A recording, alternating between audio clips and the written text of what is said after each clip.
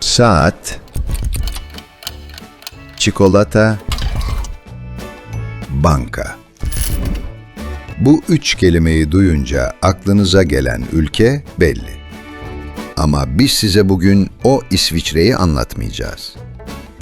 Bir vadiden başlıyoruz, 72 şelalenin aynı anda gürlediği, araçların giremediği bir yerden.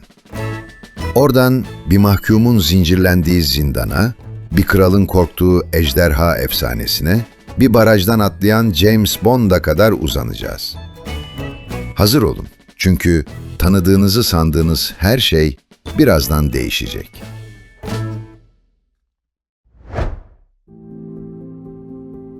Duvarlar 900 metre yükseliyor ve her santimetresinden su sızıyor. 72 ayrı şelale aynı vadiye aynı anda dökülüyor. Adı bile bunu söylüyor zaten. Eski Almanca'da Lauterbrunnen yalnızca çeşmeler anlamına geliyor. Yüz binlerce yıl önce buradan geçen buzullar, vadiyi bir U harfi gibi oymuş. Buzullar çekilince geride bu dik duvarlar kalmış. Vadinin en yüksek şelalesi Staubach, 297 metreden tek bir düşüşle iniyor. 19. yüzyılda buraya gelen Goethe, şelalenin önünde durmuş, sonra ona ayrı bir şiir yazmış, öylesine etkilenmiş. Vadi tabanındaki köylerde araba yok. İsviçre'nin motorlu araç yasağı olan az sayıdaki bölgesinden biri. Ulaşım, küçük elektrikli araçlarla ya da yürüyerek sağlanıyor. Bu sessizlik, şelalelerin sesini daha da belirgin kılıyor. Vadinin duvarlarında ayrıca Trümmelbach adında bir yeraltı şelale sistemi var. Buzul suyunun kayanın içinden oyduğu bir tünel. Asansörle inildiğinde içeride suyun gürültüsü konuşmayı neredeyse imkansız hale getiriyor. Buradan yükseğe tırmandığımızda karşımıza dünyanın belki de en çok bilinen dağ silüeti çıkıyor. Ama onu tanıdığınızı sandığınız yer muhtemelen bir çikolata kutusu. Otomobilsiz zirve. Onu bir çikolata kutusundan tanıyorsunuz değil mi? Ama gerçek Matterhorn, o pürüzsüz logo çiziminden çok daha vahşi. 4408 metre ve neredeyse kusursuz bir piramit formu. Dağın dört yüzünün aynı anda ama farklı buzul süreçleriyle aşılmasından doğmuş. Böyle bir geometrik denge dünya genelinde çok ender. 1865 yılının Temmuz ayında 7 kişilik bir ekip zirveye ilk kez ayak basıyor. Aylarca süren hazırlığın ardından dünyanın en tanınmaz zirvelerinden birine ilk basan insanlar olmak, o anki sevinci hayal edin. Ama inişte ip kopuyor. 4 dağcı 1400 metre aşağıya düşerek hayatını kaybediyor. Haber Avrupa'ya ulaştığında dönemin İngiliz basını haftalarca bu trajediyi işliyor. O günden sonra Matterhorn hem hayranlık hem korku uyandıran bir zirve olarak anılmaya başlıyor.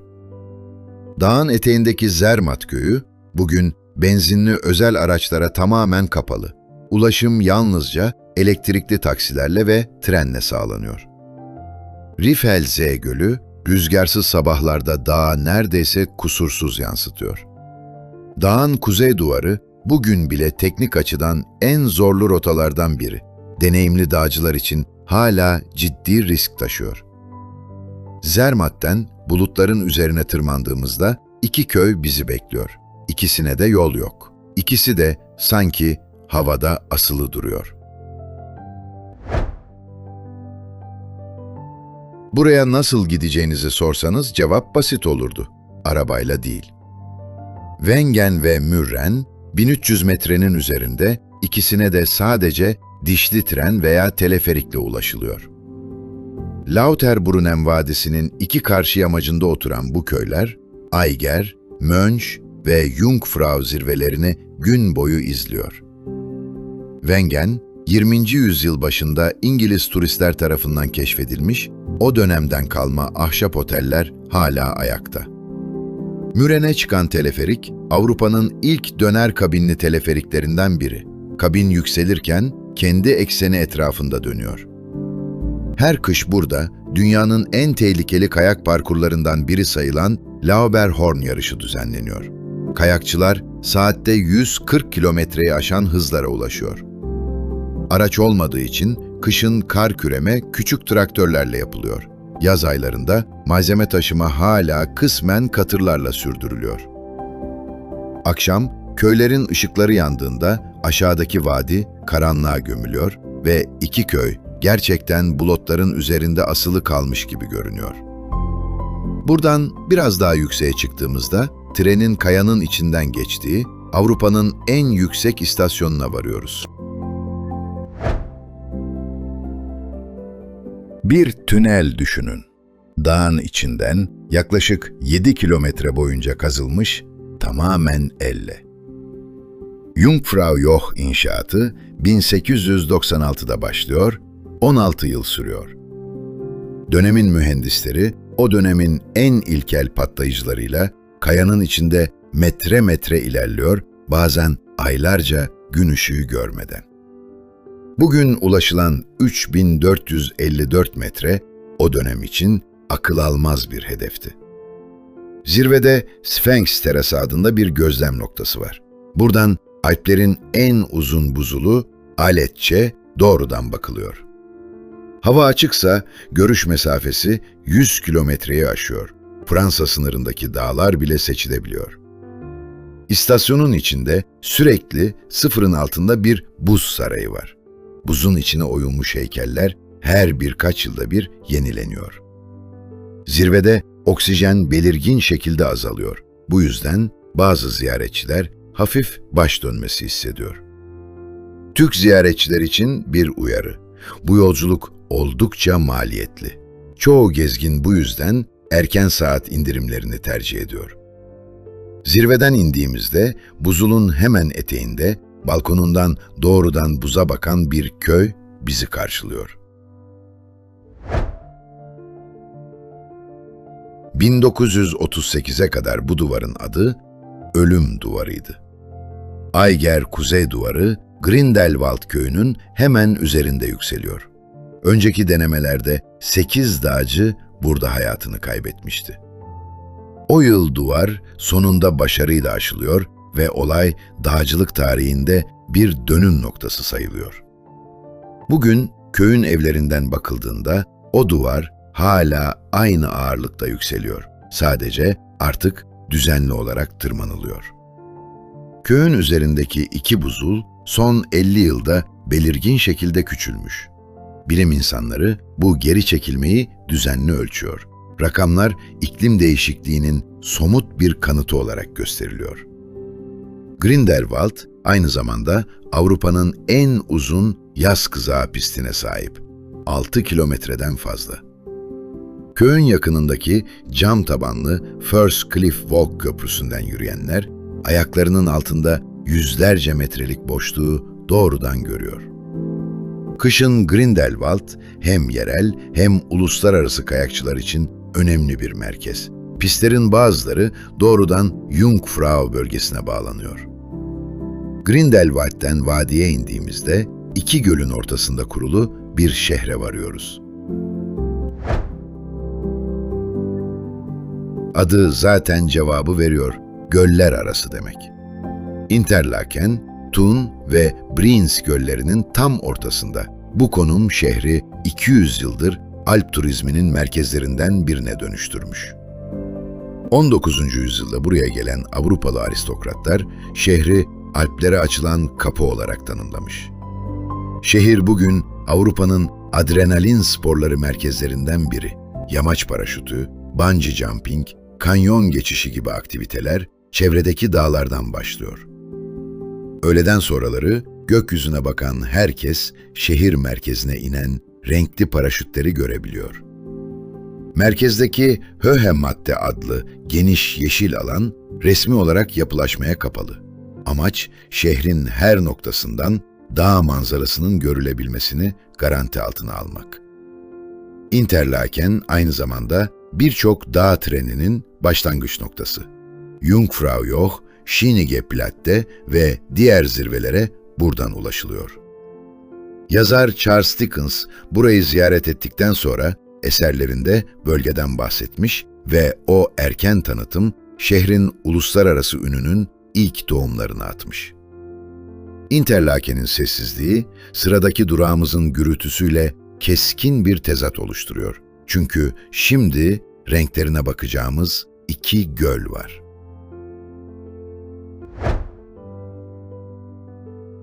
Aynı vadide, aynı buzul kaynağından beslenen iki göl. Ama gözünüzün önünde iki farklı renk. Brienz Gölü parlak turkuvaza yakınken, Thun Gölü daha koyu bir zümrüt yeşiline bürünüyor. Bu fark, göllere akan buzul sularının taşıdığı ince taş tozundan kaynaklanıyor. Bilim insanları buna buzul unu diyor. Brienz kıyısındaki kasaba, yüzyıllardır geleneksel İsviçre ahşap oymacılığının merkezi. Ustalar hala elle oyuyor. Zanaat babadan oğula geçiyor. Thun Gölü kıyısında ise kıyıya bağlı ama sudan bir adaymış gibi görünen Oberhofen Şatosu duruyor. Farklı yüzyıllarda farklı ailelerin elinden geçmiş. İki gölü birbirine bağlayan kısa Aare Nehri, yaz aylarında yerel halkın en sevdiği doğal yüzme parkuru. Göl üzerinde çalışan buharlı tekneler 100 yılı aşkın süredir aynı rotalarda hizmet veriyor. Bazıları hala orijinal buhar makineleriyle çalışıyor. Kışın çevredeki dağlar karla kaplanırken göl suyu neredeyse hiç donmuyor. Derinliği ve sürekli hareketi bunu engelliyor. Göllerden batıya gittiğimizde üzerinde 700 yıllık bir sırrı taşıyan bir köprüsü olan şehre varıyoruz. 1993 yılının Ağustos gecesi bir tekneden çıkan kıvılcım 700 yıllık bir köprüyü ateşe veriyor. Kapelbrücke, Luzern'in simgesi, tabanında 118 eski resim asılıydı. Şehir halkı alevlerin köprüyü sardığını çaresizce izlemiş, o gece resimlerin büyük bölümü yok oluyor. Ertesi sabah geriye kalan sadece kararmış ahşap iskelet ve birkaç kurtarılmış tabloydu. Ama Luzern halkı köprüyü terk etmiyor. Aynı ortaçağ tekniğiyle yeniden inşa ediyor. Taş taş, kiriş kiriş. Bugün gördüğümüz köprü işte bu kararlılığın sonucu. Köprünün yanındaki sekizgen Wasserturm Kulesi, zamanında hapishane, hazine deposu ve gözetleme noktası olarak kullanılmış. Şehrin bir diğer simgesi, kayaya oyulmuş dev bir aslan heykeli, Löwendenkmal, Fransız ihtilali sırasında Kral 16. Louis'i korurken hayatını kaybeden İsviçreli askerleri anıyor. Yazar Mark Twain bunu görünce dünyanın en dokunaklı taş eserlerinden biri olarak tanımlamış. Luzern Gölü şehrin hemen kenarından başlıyor. 4 farklı kanton gölün çevresinde birleşiyor. Luzern'den gölün karşı kıyısına baktığımızda tepesinde asırlık bir korku efsanesi taşıyan bir dağ yükseliyor. Orta Çağ'da bu dağa çıkmak yasaktı. Luzern şehri 16. yüzyılda zirveye izinsiz tırmanmayı resmen suç sayıyor. Çünkü halk dağdaki küçük göle atılan bir cesedin fırtına çağırdığına inanıyordu. Efsaneye göre bu ceset İsa'yı çarmıha germe kararını veren Roma valisi Pontius Pilatus'a aitti. Ölümünden sonra buraya sürülmüş ve dağın adını almış. Yerel halk bu inanca o kadar bağlıydı ki yüzyıllarca çobanlar bile zirveye yaklaşmaktan kaçınmış. Dağın bir başka anlatısı bir ejderha ile ilgili. Ortaçağ kayıtlarında yerel halkın gökyüzünde ateş püsküren bir yaratık gördüğü yazılı. Bu anlatı bugün bile zirvedeki otellerin isimlerinde küçük göndermeler olarak yaşıyor. Pilatus'a çıkan dişli tren, dünyanın en dik eğimli dişli demiryolu. Bazı bölümlerde eğim neredeyse 48 dereceye ulaşıyor. 1890'da hizmete giren bu tren, yolcuları neredeyse dik bir duvara tırmanıyormuş hissiyle zirveye taşıyor. Zirveden bakıldığında hava açıksa 7 farklı göl aynı anda görülebiliyor. Yaz aylarında dağdan aşağı dünyanın en uzun tekerlekli kızak parkurlarından biri kullanılıyor.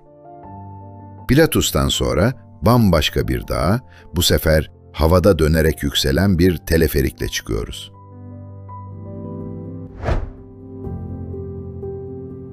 Yükselirken kendi ekseni etrafında dönen bir kabin hayal edin. Dünyada bunun çok az örneği var. Titlis Dağı'na çıkan bu teleferik, Rotair adıyla anılıyor. Dünyanın ilk döner kabinli teleferiklerinden biri. Titlis, 3239 metrede, zirvesi yıl boyu karla kaplı kalıyor. Zirvede doğrudan buzulun içine oyulmuş bir buz mağarası var. İsviçre'nin en yüksek irtifadaki buz mağarası. Dağın eteğindeki Engelberg Göğü, adını Melekler Dağı anlamına gelen kelimeden alıyor. 12. yüzyılda kurulan bir Benedikten manastırından geliyor bu isim. Manastır bugün hala aktif. Keşişler yüzyıllardır aynı geleneksel yöntemlerle peynir üretiyor. Tarifi bugün bile manastırın kendi sırrı olarak korunuyor. Titlis'in zirvesinde dünyanın en yüksek irtifadaki asma köprülerinden biri var. Titlis Cliff Walk, iki kayalık nokta arasında havada asılı duruyor. Köprünün ortasında durup aşağıya bakanların çoğu birkaç saniye sonra tekrar yürümeye başlıyor. Kış aylarında bölge hem biaslangıç hem eri seviye kayakçılar için geniş seçenekler sunuyor. Titlis'ten indiğimizde İsviçre'nin ekonomik kalbi sayılan bir şehre yöneliyoruz.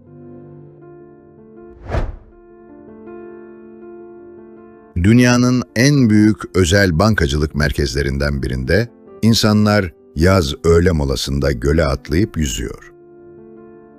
Zürih, İsviçre'nin en büyük şehri ama başkenti değil.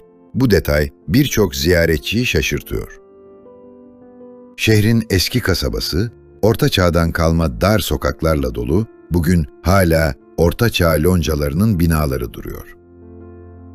Zürih Gölü, şehrin tam ortasından başlıyor. Suyu o kadar temiz ki, yaz aylarında finans merkezinin göbeğinde bile insanlar suya girip yüzebiliyor. Şehir 20. yüzyıl başında sanat tarihi açısından da önemli bir dönüşüme sahne oluyor. Dada sanat akımı burada, Cabaret Voltaire adlı bir kafede doğuyor. Zürih'teki bankacılık geleneği 18. yüzyıla uzanıyor. Bankaların bulunduğu Bahnhofstrasse Caddesi, dünyanın en pahalı alışveriş caddelerinden biri. Şehrin eski su kuleleri, Orta Çağ'dan kalma savunma yapıları bugün restoran veya sanat galerisi olarak kullanılıyor. Şehrin havaalanı, İsviçre'ye gelen Türk gezginlerin çoğu için ilk giriş noktası. Buradan diğer şehirlere tren bağlantısı hızlı işliyor. Zürih'in bu düzenli ritmiyle sıradaki durağımız arasında keskin bir fark var. Çünkü şimdi gittiğimiz yerde su hiçbir hesap tanımadan gürlüyor. Yakınına geldiğinizde yanınızdaki kişinin sesini duyamaz hale geliyorsunuz. Ren Şelalesi, Avrupa'nın en büyük şelalesi. Saniyede ortalama 600 metreküp su döküyor. Şelale 15.000 yıl önce son buzul çağının sona ermesiyle oluşmuş, buzların çekilmesi Ren Nehri'nin akışını değiştirmiş. 23 metre yükseklikten 150 metre genişliğinde bir cepheden dökülen su, kıyıdan bakanları bile hafifçe ıslatıyor. Şelalenin tam ortasında iki büyük kaya bloğu duruyor. Cesur ziyaretçiler tekneyle bu kayaların tepesine çıkabiliyor. Kayanın üzerinde durduğunuzda suyun her iki yanınızdan aynı anda geçtiğini hissediyorsunuz. 18. yüzyılda buraya gelen Goethe, şelaleyi dünyanın en muhteşem doğa olaylarından biri olarak tanımlamış. Şelalenin kenarındaki eski bir şato, bugün restoran olarak hizmet veriyor. Akşam saatlerinde şelale özel ışıklarla aydınlatılıyor. Suyun köpüğü farklı renklere bürünüyor. Kışın kenarlar kısmen donsa da ana akış hiç durmuyor. Şelalenin gürültüsünden ayrılıp doğu yakasına geçtiğimizde Sesin neredeyse tamamen kesildiği bir köy bizi bekliyor. Kadınlar burada oy hakkını komşu kantonlardan yaklaşık 120 yıl sonra kazandı. Appenzell, ülkenin en küçük kantonlarından biri. Bu hak ancak 1991'de mahkeme kararıyla tanınmış. Bölgenin geleneksel halk meclisi Landsgemeinde yüzyıllardır meydanda toplanan halkın el kaldırarak oy kullanmasıyla işliyor. Bu doğrudan demokrasi biçimi dünyada bugün hala uygulanan çok az örnekten biri. Festival günlerinde köyün kadınları işlemeli başlıklar, erkekleri kırmızı yelekler ve altın küpeler takıyor. Bu kıyafetler ailelerde nesilden nesile aktarılıyor. Bazıları 100 yılı aşkın süredir aynı ailede kalmış. Bölge kendine özgü bir peynirle de tanınıyor. Appenzeller peyniri. Tam tarifi bugün bile aile sırrı olarak korunuyor. Köyün evleri canlı renklerle boyanmış cepheleri ve büyük çiçek süslemeli pencereleriyle dikkat çekiyor. Bölgede Appenzeller biberli adında baharatlı bir bal kurabiyesi var. Tarifi yüzlerce yıl öncesine dayanıyor. Buradan güneye indiğimizde güneşin kışın bile vazgeçmediği bir şehre ulaşıyoruz.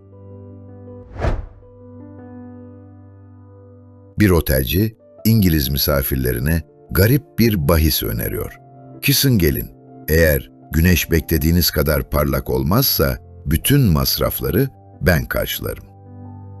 1864 yılında yapılan bu bahis, dünya kayak turizminin doğuşunu tetikliyor. Misafirler geliyor, güneşli havadan o kadar etkileniyor ki her yıl geri dönüyorlar. St. Moritz, yılda ortama 300 güneşli gün iddiasını bugün de sloganı olarak taşıyor. Şehir, kış olimpiyatlarını 2 kez ağırlayan nadir yerlerden biri. 1928 ve 1948'de. Şehrin çevresinde dünyanın en eski buz diş pisti var. Krestaran. 1880'lerden beri Herkos'den inşa ediliyor. Tamamen doğal buzdan. Sporcular modern güvenlik ekipmanlarına rağmen bugün bile ciddi risk taşıyan bir hızla kızakla aşağı kayıyor. St. Moritz Gölü kışın tomar donuyor. Donmuş göl üzerinde her itin kot yarışları, golf turnuvaları, hatta polo maçları düzenleniyor. Şehrin merkezindeki St. Burkis Kulesi, 10 Kuezil'dan kalma, Zeur Depozitse'de oluşan eğimiyle şehrin sembollerinden biri. St. Moritz'ten trene binip dünyanın en yavaş ekspreslerinden birine doğru yol alıyoruz. Saatte 35 kilometreyi geçmeyen bir tren ve bu yavaşlık aslında tesadüf değil, tam olarak amaç. Glacier Express, Zermatt'le St. Moritz arasında yaklaşık 7,5 saat sürüyor. 391 köprüden ve 91 tünelden geçiyor. Trenin panoramik pencereleri tavana kadar uzanıyor. Yolcular boyunlarını fazla germeden zirveleri izleyebiliyor. Bernina Ekspresi farklı bir rota izliyor. İsviçre'den İtalya'ya, Alpleri aşarak. Ve bu hat, UNESCO Dünya Mirası listesine giren çok az demiryolu hattından biri. Hattın en dikkat çekici bölümü Brusio-Sarmal Viyadüğü. Tren burada kendi üzerinden geçen bir daire çizerek yükseklik kazanıyor. Bu tasarım dik bir yamaçta rayların çok fazla eğime çıkmadan yükselmesini sağlamak için yapılmış. Bazı bölümlerde eğim %45'e ulaşıyor. Bu trenlerde seyahat edenler genellikle özel cam tavanlı vagonları tercih ediyor. Kulaklıkla birden fazla dilde anlatım sunuluyor. Türkçe henüz yok ama İngilizce mevcut. Kış aylarında bu trenler kar yağışının ortasında ilerlerken yazın yemyeşil vadilerin arasından geçiyor. Trenden indiğimizde dünya barışının çoğu zaman burada müzakere edildiği bir şehre varıyoruz. 20. yüzyılın en büyük savaşlarından sonra kurulan barış örgütü, ilk merkezini burada açtı.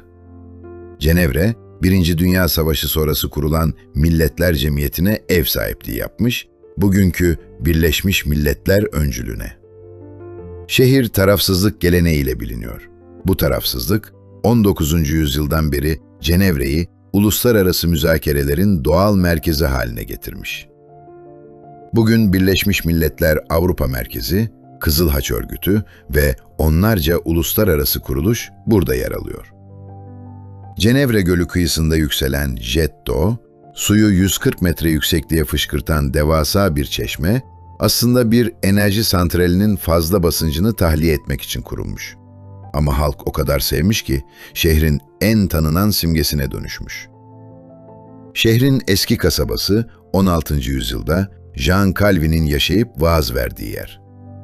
Şehrin dışında dünyanın en büyük parçacık fizik laboratuvarı CERN yer alıyor. Bilim insanları yer altında 27 kilometre uzunluğunda bir hızlandırıcı kullanıyor. Cenevre'nin saatçilik geleneği de köklü. 16. yüzyılda dini nedenlerle mücevher üretimi yasaklanınca zanaatkarlar becerilerini saat yapımına yöneltmiş. Cenevre'den göl kıyısı boyunca ilerlediğimizde müziğin hafızayla buluştuğu Gudeber'e varıyoruz. Bir stüdyoda kayıt yaparken pencereden gölü izleyen bir müzisyen düşünün.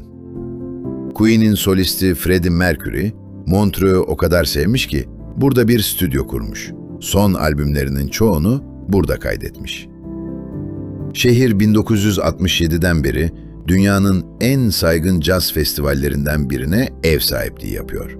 Zamanla rock, blues ve pop sanatçılarını da sahnesine ağırlamış. Mercury öldükten sonra göl kıyısına bir heykeli dikilmiş. Hayranlar hala dünyanın dört bir yanından buraya geliyor. Montreux, İsviçre Rivierası olarak da anılıyor. Göl kıyısındaki ılıman mikroklima, palmiye ağaçlarının bile yetişmesine izin veriyor. Şehrin çevresindeki tepeler, gölün üzerinde teraslar halinde yükselen Lavaux üzüm bağlarına bağlanıyor. Şehrin merkezinde İngiliz şair Lord Byron'un burada yazdığı bir şiirle bağlantılı bir yapı var. O hikayeye birazdan gölün ortasındaki şatoda değineceğiz. Kış aylarında Montreux daha sakin ama zarif bir tatil beldesine dönüşüyor. Montreux'den gölün kıyısı boyunca ilerlediğimizde suyun ortasından yükselen bir şato bizi bekliyor ve o şatonun zemininde bir insanın yıllarca zincirlendiği bir sütun var. Zincire vurulmuş bir adam 4 yıl boyunca aynı sütuna bağlı kalıyor. Sadece siyasi görüşleri yüzünden. 16. yüzyılda bu keşiş, Château de Chaux'un zemin katındaki karanlık zindanda tutuluyor. Ayaklarının bastığı taşta bugün hala o dönemin izleri görülebiliyor. Lord Byron, 19. yüzyılda bu hikayeyi duyunca Chillon Mahkumu adında bir şiir yazıyor. O kadar popüler oluyor ki Byron'un kendi imzasını zindanın taşına kazıdığı söyleniyor. Şato 9. yüzyıla kadar uzanan bir geçmişe sahip. Göl üzerindeki ticaret yolunu kontrol ettiği için yüzyıllarca farklı hanedanlar tarafından ele geçirilmiş. 13. yüzyılda Savoy hanedanı şatoyu bugünkü haline yakın şekilde genişletmiş. Üst katlarında Orta Çağ soyluların günlük yaşamını yansıtan odalar korunmuş, orijinal ahşap tavanlar ve duvar resimleriyle. Şato, gizli geçitler ve savunma kuleleriyle dolu. Dar merdivenlerden çıkan ziyaretçiler, göl manzarasını farklı yüksekliklerden izleyebiliyor. Avlusunda yüzyıllardır değişmeyen bir kuyu duruyor. Bir zamanlar, kuşatma altında bile su ihtiyacını karşılamasını sağlamış. Şatodan ayrılıp gölün yukarısındaki tepelere tırmandığımızda göle bakan üzüm bağları karşımıza çıkıyor. Keşişler bu yamaçları taşıyabilmek için 900 yıl önce taş duvarlarla desteklemeye başlamış. Lavaux, Cenevre Gölü'nün kuzey kıyısında 30 kilometre boyunca uzanan bir teras dizisi. 11. yüzyılda bölgedeki Sistersiyen manastırlarının keşişleri tarafından kuruluyor. Bugün hala aynı aileler, atalarının yüzyıllar önce inşa ettiği aynı taş teraslarda bağcılık yapıyor. Bölge, 2000 yılında UNESCO Dünya Mirası listesine alınmış. Gölün yansıttığı güneş ışığı, üzüm bağlarına ekstra bir ısı katıyor. Bölgede buna 3 güneş etkisi deniyor. Doğrudan güneş, gölden yansıyan ışık ve taş duvarların depoladığı ısı. Bu üçlü etki özellikle aromatik beyaz üzümlerin yetişmesine olanak sağlıyor. En yaygın üzüm türü Chasselas. İlginç bir detay. İsviçre şarapları neredeyse hiç ihraç edilmiyor. İç talep zaten üretimin neredeyse tamamını tüketiyor. Terasların arasından geçen dar patikalar, yürüyüşçülere köyden köye, bağların içinden geçme imkanı sunuyor. Sonbaharda yapraklar altın ve kızıl tonlara döndüğünde teraslar bambaşka bir renk kazanıyor. Bağlardan uzaklaşıp başkente doğru yol aldığımızda, kuruluş efsanesinde bir avın geçtiği şehre varıyoruz. Bir dük, avladığı ilk hayvanın adını şehre vereceğine söz veriyor. O hayvan bir ayı çıkıyor. Şehir o günden beri bu ismi taşıyor. Bern. Şehrin merkezinde bugün hala canlı ayıların yaşadığı bir park var. Bärengraben. Bu gelenek 500 yılı aşkın süredir devam ediyor. Ayı, şehrin resmi armasında ve neredeyse her köşesinde karşımıza çıkıyor. Bern'in eski kasabası, UNESCO Dünya Mirası listesinde. Şehir, Orta Çağ'dan kalma 6 kilometreyi aşan kemerli yaya geçitleriyle biliniyor. Şehrin en ünlü simgelerinden Zitkloge, Orta Çağ Saat Kulesi, her saat başı küçük bir mekanik gösteri sunuyor ve bu mekanizma 16. yüzyıldan beri neredeyse hiç değişmeden çalışıyor. Ben, Albert Einstein'ın önemli buluşlarından bazılarını yaptığı şehir. Genç bir patent memuru olarak burada çalışırken 1905'te özel görelilik kuramını burada geliştiriyor. O dönemde yaşadığı ev bugün bir müze. Şehrin içinden geçen Aare Nehri yaz aylarında yerel halkın favori doğal yüzme parkuru. İnsanlar akıntıyla birlikte şehrin merkezinden kilometrelerce sürükleniyor. Bern'den biraz kuzeye, buzul dolu bir vadiye doğru ilerliyoruz. 23 kilometre boyunca hiçbir ses yok. Sadece buzun yavaş, sessiz hareketi. Aleç buzulu, Alplerin en büyük ve en uzun buzulu. Kalınlığı bazı noktalarda 900 metreyi aşıyor. Buzul, 2000 yılında UNESCO Dünya Mirası listesine alınmış ama son 50 yılda belirgin şekilde geri çekilmiş. Bilim insanları bu geri çekilmeyi düzenli ölçüyor. Rakamlar her yıl biraz daha kötüye gidiyor. Buzulun çevresindeki dağlarda 1000 yılı aşkın yaşta çam ağaçları büyüyor, aşırı sert iklime o kadar iyi adapte olmuşlar ki çok yavaş ama istikrarlı büyümüşler. Buzula en iyi bakış açısı Egishorn zirvesinden sağlanıyor. Buradan bakıldığında buzulun kıvrımlı yüzeyi donmuş bir nehir gibi görünüyor. Bilim insanları buzun içine tünel kazıyor. Her katman 1000 yıllar öncesine ait iklim verilerini saklıyor. Buzulun eteğindeki köyler Suonen adı verilen 100 yıllık su kanallarıyla besleniyor. Orta Çağ'da inşa edilen bu kanallar bazıları bugün hala kullanılıyor. Yaz aylarında buzulun üzerinde deneyimli rehberler eşliğinde yürüyüş turları düzenleniyor. Çünkü buz yüzeyinde görünmeyen çatlaklar ciddi tehlike oluşturabiliyor. Buzuldan aşağı indiğimizde dağların 3 yandan sarıp sakladığı bir göl bizi bekliyor. Binlerce yıl önce çevredeki kayalar aşağı kayarak bir doğal set oluşturmuş ve suyu hapsetmiş. Öşinen Gölü, İşte bu buzul çökmesiyle doğmuş. 1580 metre yükseklikte suyu inanılmaz berrak bir turkuaz tonunda. Göle ulaşmak için önce teleferikle yükseğe çıkılıyor. Ardından 45 dakikalık kolay bir yürüyüşte iniliyor. Yaz aylarında göl yüzmeye açılıyor. Ama su buzul kaynaklı olduğu için oldukça soğuk kalıyor. Çoğu ziyaretçi sadece birkaç dakika dayanabiliyor. Sakin havalarda göl yüzeyi çevredeki dağları neredeyse kusursuz yansıtıyor. Göl kenarında küçük tekneler kiralanabiliyor. Göl çevresinde birkaç geleneksel dağ çiftliği var. Yüzyıllardır aynı ailelerin elinde. Yaz aylarında hayvanlar yüksek çayırlarda otluyor. Gölün çevresinde en kısası gölü tamamen çevreleyen düz bir patika. En uzunu ise çevredeki zirvelere tırmanan daha zorlu rotalar olmak üzere birkaç yürüyüş seçeneği var. Sonbaharda çevredeki ağaçlar sararırken göl suyu hala o karakteristik turkuaz rengini koruyor. Gölden ayrılıp güneye, İsviçre'nin İtalyan kültürünün hakim olduğu bölgesine iniyoruz.